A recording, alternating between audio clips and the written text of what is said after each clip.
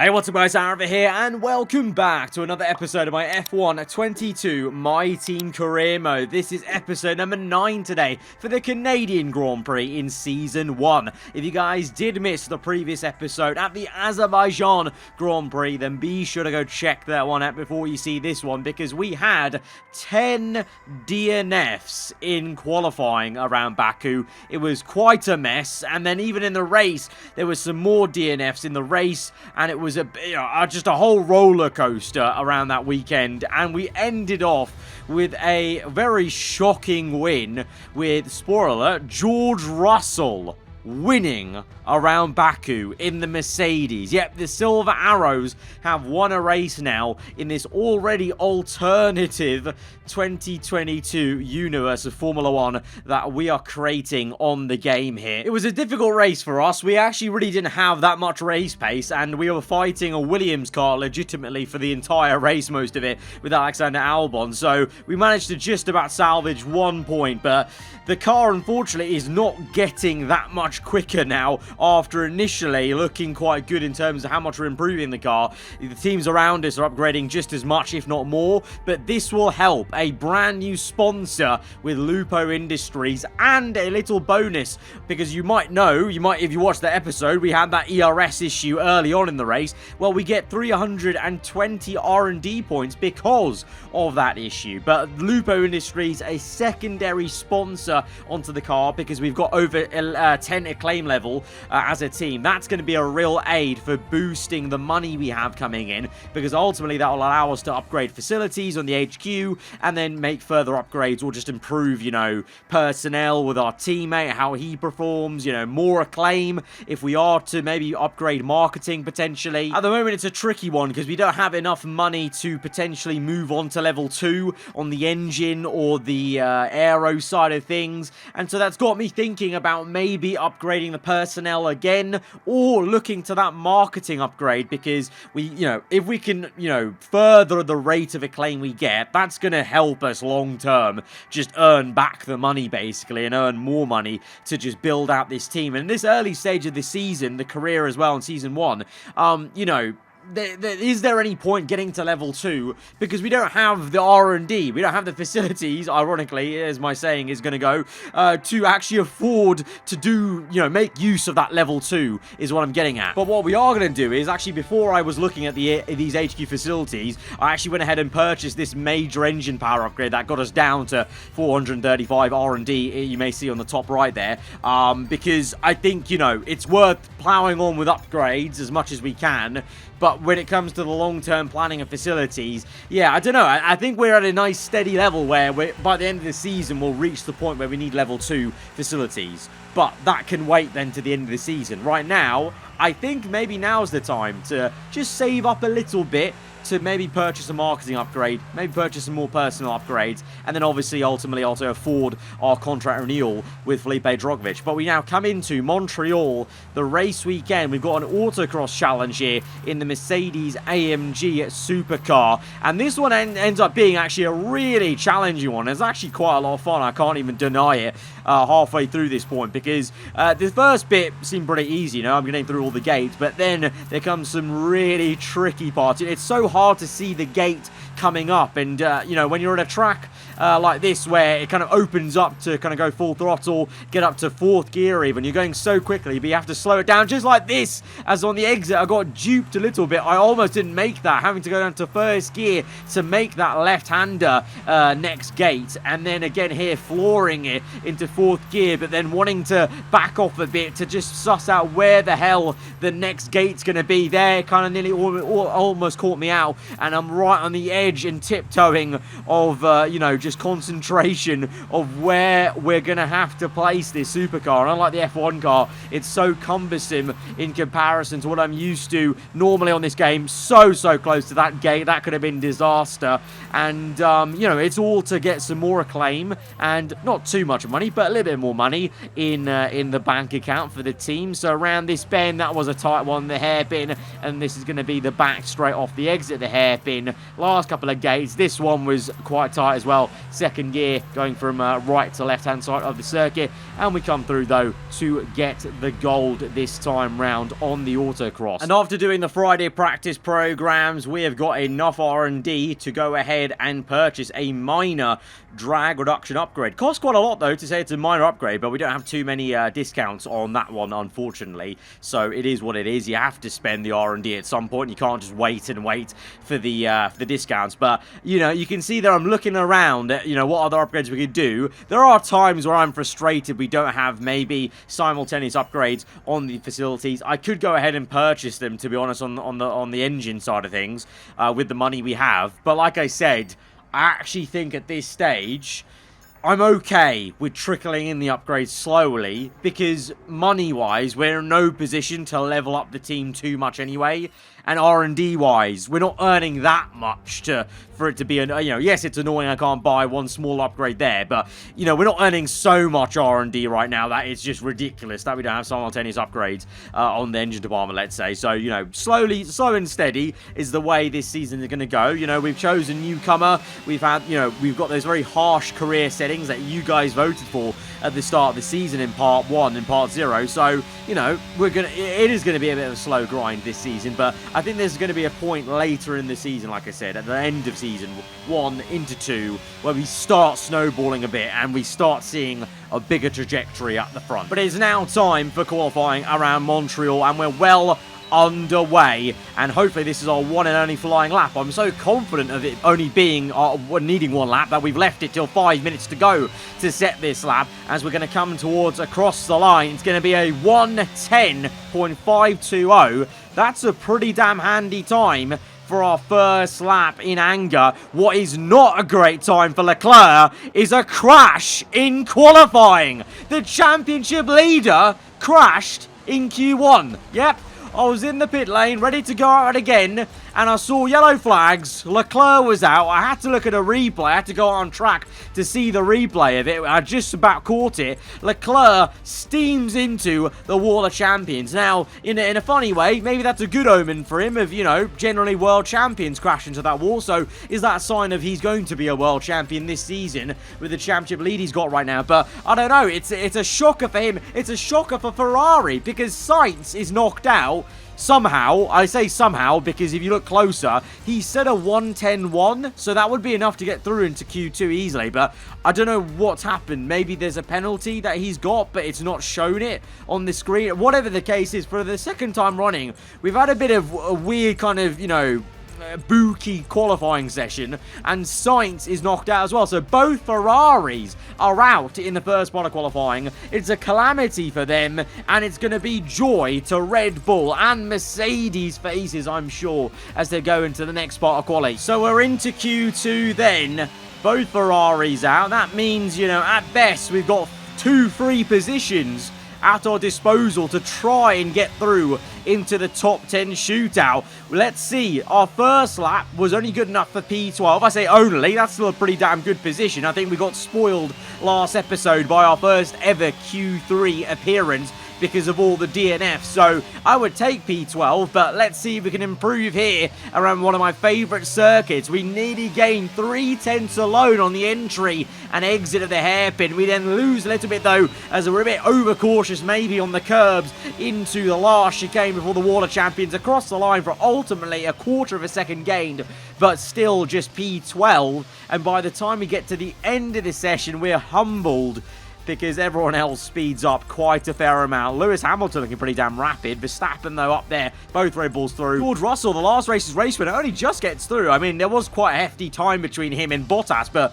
to be P10 is a little bit, you know, worrying behind Vettel in the Aston Martin, which is quite impressive, really, for Sebastian, the 4-time world champion, and Aston Martin, considering at one point at the start of the season, Aston were behind us on the R&D chart, and they're still very much, you know, fighting for the lower position of the constructors. So for Vettel to be up there, that could set up quite a good weekend for him. For us though, the pace, well, we had some pace, but not enough pace to continue on because others found even more. The likes of AlphaTauri, especially with Gasly, and the 2 Alfa Romeos out qualifying us, but both don't make it through into the top 10. Both Hasses do, and a Williams of Albon. I've only just seen that. Hang on a minute. What the? Well, Albon's only 3/10 off the P1 of Hamilton. What is going on? What is going on with Albon? He's been on an absolute madness the last 2 episodes. Okay then, well, let's go to the grid. We could have a quite exciting top 10 shootout that we won't see, unfortunately, but let's see what the top 10 looks like, and then we could have a quite exciting race with all these very variable performances. We're back once again beside the St. Lawrence River here in Montreal for the Canadian Grand Prix. The event first moved to a variant of this track back in 1978. It was won by none other than Gilles Villeneuve, the first Canadian to ever win his home race, and in whose honour the circuit would be renamed. With top speeds around 210 miles per hour heading into the overtaking opportunity of turn 13, the 2.7 miles of the circuit Gilles Villeneuve are some of the quickest on the Formula One calendar. There are 14 corners in total, with 60% of the lap taken at full throttle, and average speeds clock in at about 130 miles per hour. So with the race not far away from starting, here's what today's grid rundown looks like. Max Verstappen put in a fantastic lap yesterday and he'll start from pole position. And it's Lewis Hamilton alongside. Considering the rest of the grid, we have Perez, Russell, Mick Schumacher and Magnussen, Ocon, Vettel, Gasly and Alex Albon, Bottas, Tsunoda, Lando Norris, the owner-driver, Sainz, Fernando Alonso, Nicholas Latifi and Lance Stroll, Drugovich, Leclerc, Ricciardo and Guan Yu Zhou. And with lights out just moments away, it's time to go down to the track. Natalie Pinkham joins me once again in the commentary box. It's fantastic to have you with us today. I'm curious though, how do you think the drivers stop those pre-race nerves from becoming overwhelming when you're lining up on the grid? Well, I imagine they'll be starting to feel the adrenaline as they anticipate the rundown into turn 1, a bit like preparing to go into battle. The unknown situation will bring nerves, but that's a good thing. It'll keep them focused on the moment and on their surroundings as we build towards the start of the Grand Prix. It's like we've turned back time and we're back in 2021 here, it would seem, today at the Canadian Grand Prix. Verstappen and Hamilton sharing the front row. That seems a bit familiar from last year. The Ferraris at the back of the grid. Well, Sainz, right behind us in P15. But Leclerc right towards the back of the grid. This is going to be a very interesting Grand Prix. How far can Ferrari, both of them, climb their way up the order, and how much use can Red Bull and Mercedes make use of this open goal of the Ferraris being down the order? This could be a turning point in the championship. This is the kind of race where momentum can be made or lost in a season. For us, we're just in the middle we're just trying to vibe. We're just trying to do the best job we can and maybe end up getting some more points. But let's see. It was a really hard time out at Azerbaijan. I suspect we may be in for further hard times here at Canada, unfortunately, which pains me to say, being one of my favourite races. But this car, the AI, they're just so quick in a straight line, it would seem, and it's just so difficult to match. But we're going to scrap as hard as we can, and we'll see where we end up. Here we go to 5 red lights, the Canadian Grand Prix. Lights out, and we're on the way. We've lined up our car facing left, and we're going to charge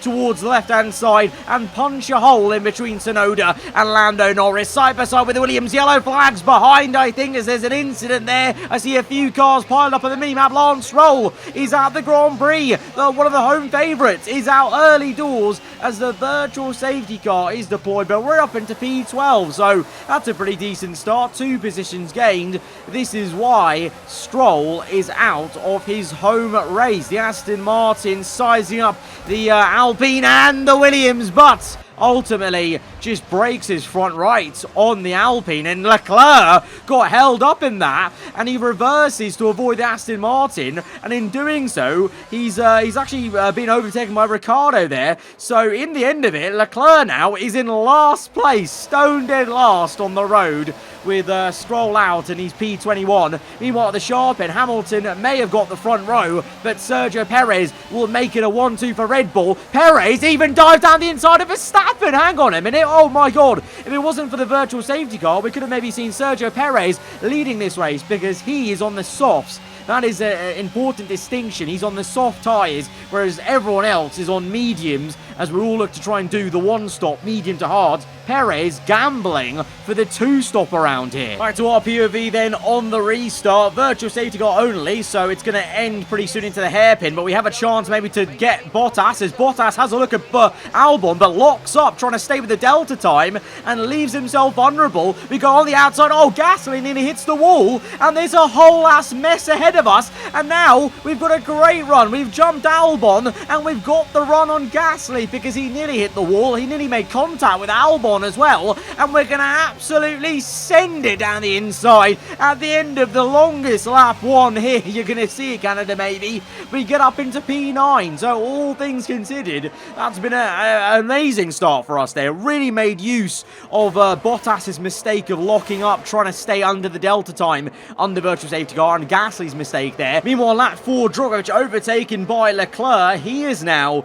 in last place, so very contrasting races, but I don't know, it's weird. We're making the most of opportunities that are just coming in front of us. Drogovic is kind of not anywhere near these opportunities, so I wonder how he would be faring if he was in that position, because like I said, I don't think we have good race pace. I think we're just making use of AI making mistakes like Gasly and Bottas did. I think sooner rather than later, we're going to have to start defending, because I think these AlphaTauris behind us, Gasly and Tsunoda, they're rapid, but at the moment, very contrasting fortunes. Meanwhile, back at the sharp end, Sergio Perez in second place. He did well at the start, but now his soft eyes are wearing out, and Hamilton is closing, and he pressurizes Perez into a mistake. The Red Bull locks up and goes wide, and Hamilton is through into second place. So it's all square back to how it was on the starting grid. Verstappen in first place. Hamilton, though, now has a chance to be in clean air and chase after the Dutchman. It really is like 2021 all over again. Let's see, though, if the Mercedes car actually has the pace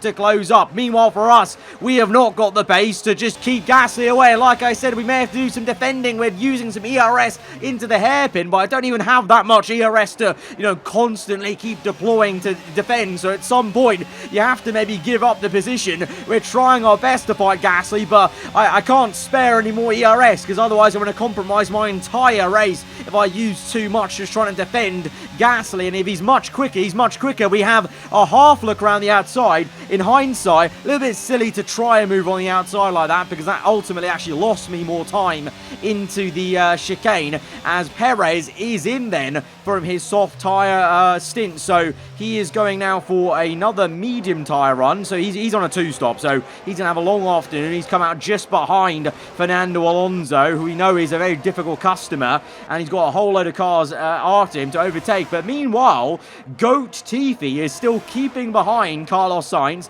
and Drogovic, to be fair to him, he may have got overtaken by Leclerc, but he's still within a second of him after 4 laps. So, even though Drogovic is down there in P20, I think he's still doing a good job. It's just, unfortunate where the position is, but you can see his pace is good if he's keeping up with the Ferrari, which has been the fastest car this entire season. And Latifi in the Williams car, he's keeping behind the Ferrari. So you just get these scenarios sometimes in F1 where, although you are in a quicker car maybe, or you've got good pace, you can't show it as much because you're in the pack, you're in traffic.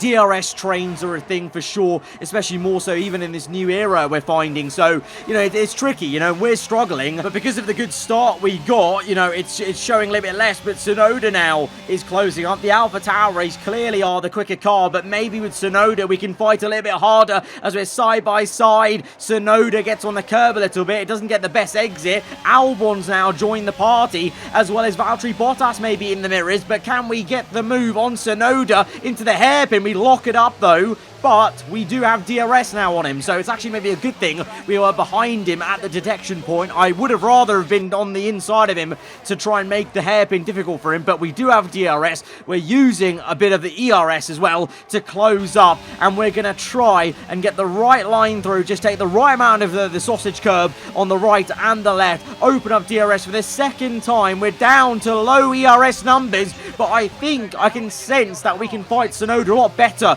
than we did with Gasly Gasly, ultimately Tsunoda, maybe not the same speed range as Pierre, as we're getting oh so close, and this is turning into a ding-dong battle with the Japanese driver. We switch it to the inside, Tsunoda goes on the outside then. We're crisscrossing racing lines, but we do manage to stay ahead in P9 for now. Lap 13, so we're nearly at the pit stop window, so we just have to go a little bit longer, and now Bottas is in the mix on lap 14. He's on the inside. I think Tsunoda's already pit at this stage. Bottas now dives down the inside. We've stayed out longer, and we are going to stay out longer because of where Drogovic is going to pit, I think, and I don't want to compromise his race as well. Perez, though, he's now there. Of course, he's coming through on the 2-stop, but we block him off. We're trying to re-overtake Bottas if we can. Dive on the inside. He goes deep, and Bottas has to back out of it because he compromises his own run, and we're back up into P9. We're really fighting so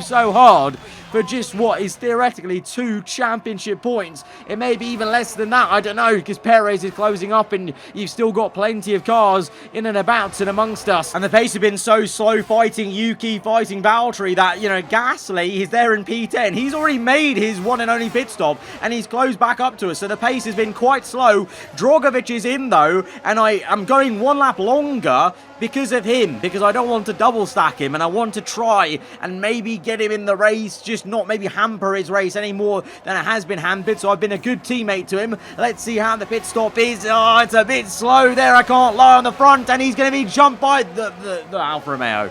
Well, all of that, and he's lost the position in the pit lane.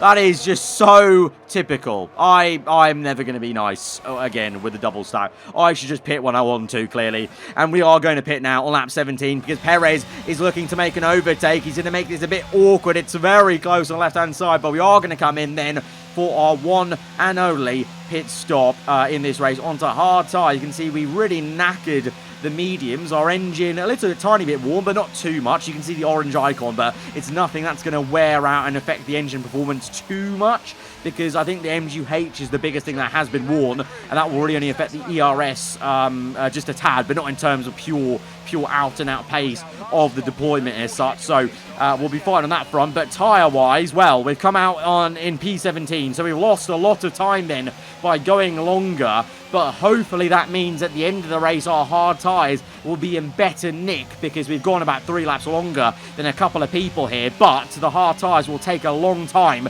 to heat up, so that's going to be a bit painful. But this is why I was saying, just circumstance of how well the first part of our race went. It's difficult out there. It's difficult for Latifi as he hits the wall of champions, and he is now out. It's a horrendous day for Canadians at the Canadian Grand Prix.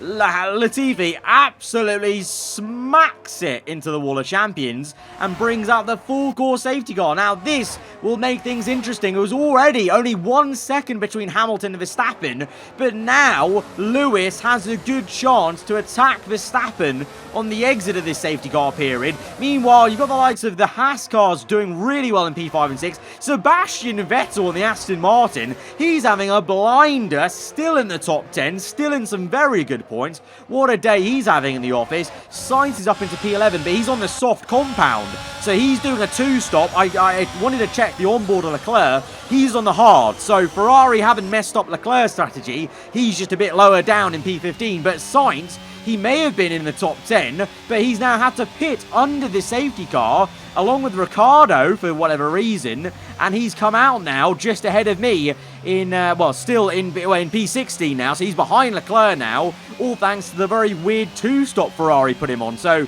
very all-round weird goings-on for the Ferrari team. And so now lap 22 onto 23, the restart from this safety car. We're going to go green. We're behind the Ferrari of Sainz. Now earlier, Drogovic did keep up with Leclerc, so can we keep up with Sainz in his DRS maybe once it's reactivated? For now, he's going to be stuck behind Ricciardo. We know we can beat Ricciardo because we have done many times, so maybe he can hold him up for us as we now go into the hairpin. I sense, let's just go for it. Let's make a dive and just catch him out a little bit as Alonso and Ricciardo are battling there side by side. But, you know, why not send it down the inside of Sainz? Sainz is being overcautious, I feel, because he is in a Ferrari. He wants to get points, but being overcautious means we can be over-aggressive and actually mug him off a little bit. Alonso, though, going for a move on Ricciardo. We're going to be patient. We're going to brake early, cut in tight on the left-hand side, and we're going to make it 3 wide between ourselves, McLaren and Alpine, and we're going to try and make a double overtake work onto a new lap with 3 abreast into turn 1. Ricciardo and myself bang tyres. Alonso's been squeezed off, and we're around the outside. We've been nearly shoved onto the grass, but we're going to come back through, and on the exit, using plenty of ERS, squeezing Ricciardo in, and we're going to finish off this overtake on the McLaren, and we're into P14 now. That has been a great sequence of corners. We are patient with Alonso and Ricciardo, aggressive at the right time with Carlos Sainz, and so we're back up into P14, which will be our sponsor objective, remember. So if we're not going to get points in this race, which it seems like may be difficult because our car does not have a lot of pace, then at least we can get P14 minimum to get that first sponsor target. Lupo Industries, our new sponsor, unfortunately that target is a top 10 finish, so in our first ever race with that second sponsor we may not get the bonus for that sponsor, but at least we can maintain the bonus for the first sponsor that we have. Meanwhile, ahead of us, Leclerc looking to charge ahead into some points late in this race on the outside of Albon. Oh, he's locked up. Oh, he's gone across the sausage curb, and he's narrowly missed the Wall of Champions for the second time in this race weekend. Well, he didn't narrowly miss it. He did hit it in qualifying, but he was so close to hitting it then with his attempted overtake on Albon. I say, well, he actually made the move. I don't know how that was not an illegal overtake on Albon, but very peculiar. Looks like the AI making loads of mistakes at that particular corner as he goes on the outside and just locks up and has to go across the sausage curbs. Meanwhile, we're going to attack Albon now because Albon's slow from that fight with the Ferrari, and Albon's locked up. Oh, everyone's having a howler that corner as we go through easily, and Albon now is left to fight Ricciardo, Alonso, and Sainz right behind him. But that was even worse than Leclerc. That was like a double lock-up from Albon. And now, you know what, he can be a really good buffer and kind of, you know, hurdle for everyone behind him to block them off. So I'm hoping now with 9 laps to go, this could be our P13 in safe hands. Leclerc and Perez ahead of us. Then the next cars, they're going to be a bit too quick to catch, sadly to say. Meanwhile, the sharp end developments, maybe Hamilton pressurizing Max Verstappen 3/10 behind as they go into the hairpin on lap 26, and the Red Bull's deep. The Red Bull's gone wide, and there goes Lewis Hamilton through into first place. Sir Lewis Hamilton leads a Grand Prix once again in Formula 1 in the Mercedes. It really is like 2021 is back again. Hamilton versus Verstappen. The pressure is high, and the pressure was too much for Max into the hairpin. A little bit of lack of grip maybe for the Red Bulls in general. We've seen Perez really struggling with plenty of lockups today. It was maybe about time for Verstappen, but there you have it then. Hamilton into the lead. Can he hold it though? 8 laps to go. It's going to be difficult. It's going to be difficult, but you've got Russell there as well in third place. It's a double podium right now for Mercedes. Meanwhile, it's going to be a really, really sad point in the race for Lando Norris as he has to park up. He's out of the Grand Prix lap 28. It's one more free position and will further solidify the fact we're going to get over P14 to get that first sponsor bonus then. But ahead of us, Perez is looking to get further into the points then. Leclerc is only 1 position off now.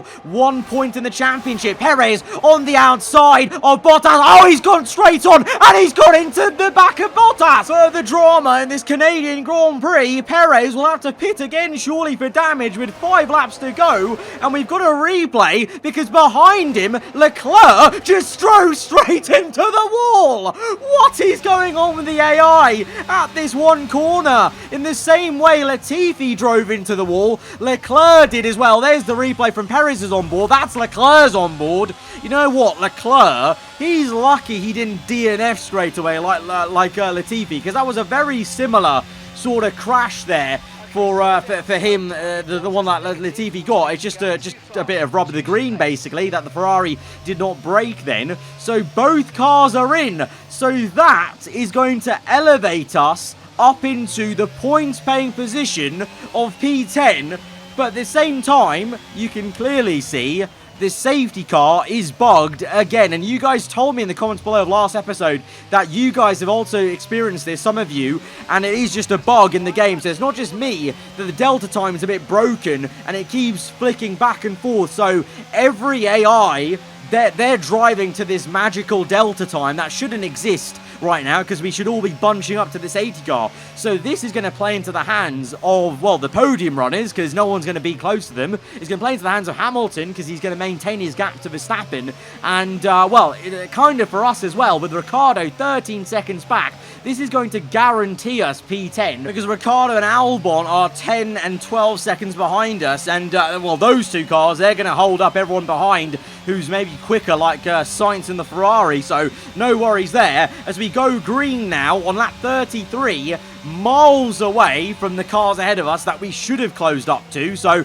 I really hope this gets patched soon, because this safety car issue, you know, as long as you get safety cars late on in the race, it looks like it's going to glitch like this. And this is, you know, it can help you as a player sometimes, but it's also frustrating, because although, yeah, Ricciardo's not near to me, I now don't have a chance to attack anyone ahead of us, like Vettel maybe, for example, if he's slow in the Aston. But anyway, we'll move on from that, because we've got more pressing matters, because here we are then on the last lap of the Grand Prix. Verstappen's been keeping him honest, but he can't do anything to match Lewis Hamilton, who is back in his prime, it would seem, here in this alternate F1 universe we're creating in My Team Career Mode, because Lewis Hamilton is a Grand Prix winner again. He wins the Canadian Grand Prix. It's a double podium for Mercedes. Verstappen with second place, though. All three of them will gain heaps of points on Leclerc and Sainz. It's a double Ferrari 0 points finish,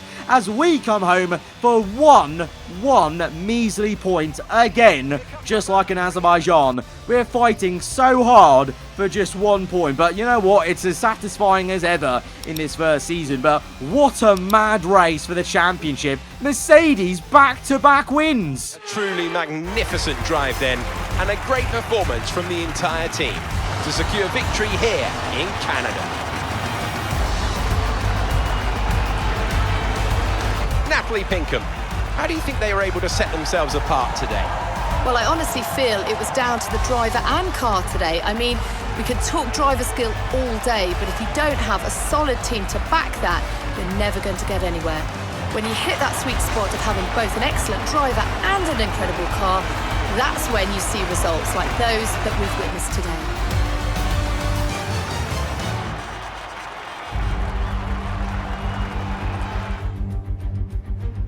Mercedes are on top form once again after an excellent race weekend. It's great to see them up on that podium once again. It's an unfamiliar sight in 2022 in real life, but here we are in the game. Hamilton P1, Verstappen P2. It really is like 2021 so many times as it was last year. That is, well, it's great to see Mercedes back-to-back wins, which firmly will put them in the constructors' fight with Ferrari. Surely they'll be gaining a load of points on them. And, well, not for Hamilton, but it will put Russell in a very good position in the Drivers' Championship, because Hamilton has had a fair few races where he's not been on form, whereas Russell has been Mr. Consistency and most races has scored well. And it means now with a third place, another podium, he is only now 9 points behind the man from Monaco who scored 0 points today. 10 points back is Carlos Sainz, you know, one further from George.